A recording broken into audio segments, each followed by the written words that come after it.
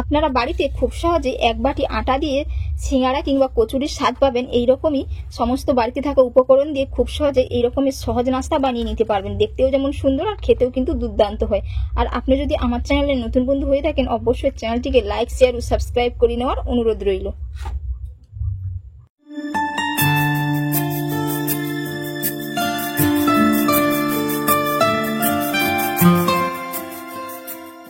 নমস্কার বন্ধুরা, Sujata village cooking এ আপনাদের অসংখ্য অসংখ্য ধন্যবাদ জানাই। আজ আমি আপনাদের বাড়িতে থাকা উপকরণ দিয়ে মাত্র এক বাটি আটা দিয়ে দারুণ মজার একটা স্ন্যাক্সের রেসিপি শেয়ার করব।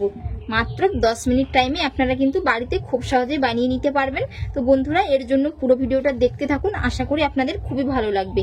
আর কে কোথা থেকে ভিডিওটা দেখছেন অবশ্যই কিন্তু কমেন্ট করে জানাবেন, এবং আপনি যদি আমার চ্যানেলের নতুন বন্ধু হয়ে থাকেন অবশ্যই চ্যানেলটিকে সাবস্ক্রাইব করে নেওয়ার অনুরোধ রইল। তো এখানে আমি এক বাটি আটা দিয়েছি। এবার এর মধ্যে দিয়ে দেব পরিমাণ মতো লবণ।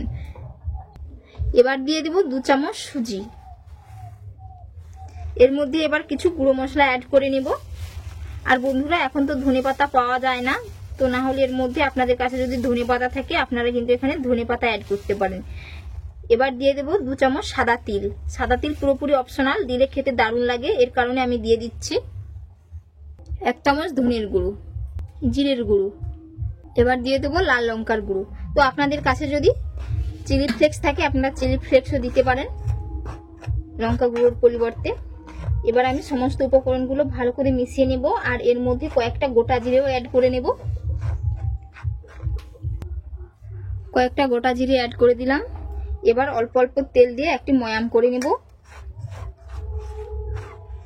অল্প করে একটু সাদা তেল দিয়ে দেব ময়ামের জন্য।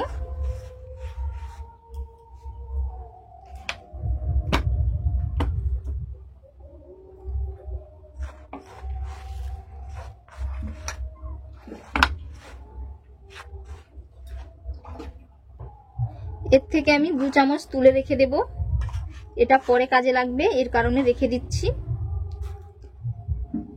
তো এবার অল্প অল্প জল দিয়ে একটি ডো তৈরি করে নেব। যেই রকম আমরা আটার রুটি বানাই ঠিক একই রকম ভাবে ডোটা বানিয়ে নিতে হবে।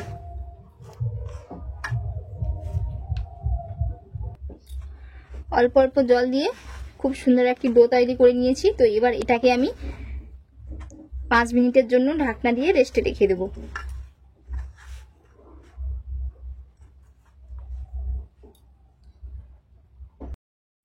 এইদিকে আমি একটা আলু স্টাফিং বানিয়ে নেব। তো এর জন্য আমি এখানে একটা সেদ্ধ আলু নিয়েছি, আলুটা খুব ভালো করে গ্রেট করে নিয়েছি। সাথে একটি গাজর নিয়েছি, গাজরে গ্রেট করে নিয়েছি। এবার একটা পেঁয়াজ কুচি দিয়ে দেব। এবার এর মধ্যে পরিমাণ মতো লবণ দিয়ে দেব। পরিমাণ মতো লবণ, 1 চিমটে গোলমরিচের গুঁড়ো দিয়ে দিচ্ছি। চাট মশলা দিয়ে দিচ্ছি 1 চামচ, ম্যাগি মশলা 1 চামচ, লাল লঙ্কার গুঁড়ো। এবার আমি সমস্ত উপকরণগুলো ভালো করে একসাথে মিশিয়ে নেব। বন্ধুরা, এখানে চাইলে আপনারা আরো মশলা অ্যাড করে নিতে পারেন আপনাদের পছন্দ অনুযায়ী। ভালো করে মিশিয়ে নিয়েছি। এইদিকে ডোটা আমি রেস্টে রেখেছিলাম, তো এটাকে আমি দুটো ভাগে ভাগ করে নেব। দুটো ভাগে ভাগ করে নিয়েছি। এবার এটা আমি রুটির মতো করে দুটো বেলে নেব।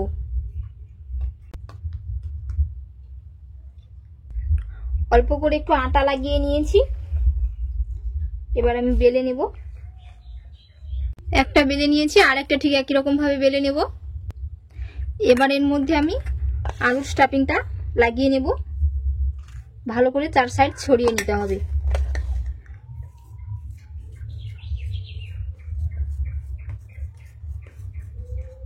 এরকম করে ভালো করে ছড়িয়ে ছিটিয়ে নেব।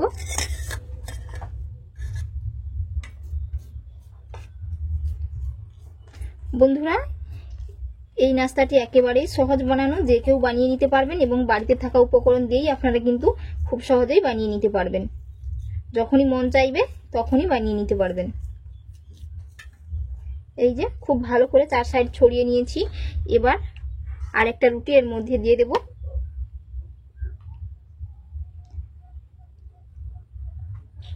এবার এটাকে খুব ভালো করে এরকম করে একটু চেপে চেপে নেব, যাতে না খুলে যায় সাইডগুলো। ভালো করে সেট করে নিয়েছি। এবার এটাকে আমি ছুরি দিয়ে কেটে নেব।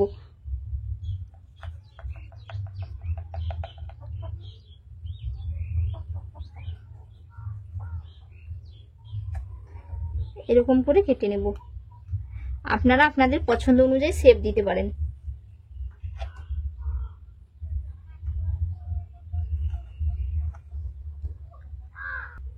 কেটে নিয়েছি তো বন্ধুরা, আপনারা চাইলে এর থেকেও ছোট করে নিতে পারেন। তো আমি এইরকমই রেখেছি, এর থেকে আর ছোট করব না। তো এবার আমি একটা ঘোল তৈরি করে নেব। এইদিকে যে আটা রেখেছিলাম, তো এর মধ্যে কিছুটা জল দিয়ে আমি একটি ঘোল তৈরি করে নিচ্ছি। এই যে কিছুটা জল দিয়েছি, ঘোলটার ঘনত্ব এইরকমই হবে। তো এবার কড়াইতে তেল দিয়ে আমি নাস্তাগুলো ভেজে নেব।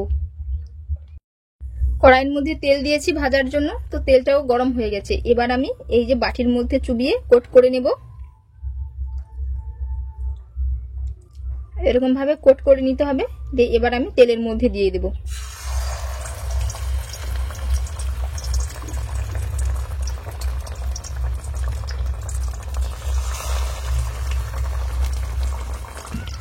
এবার আমি এক পিঠ উল্টে নেব।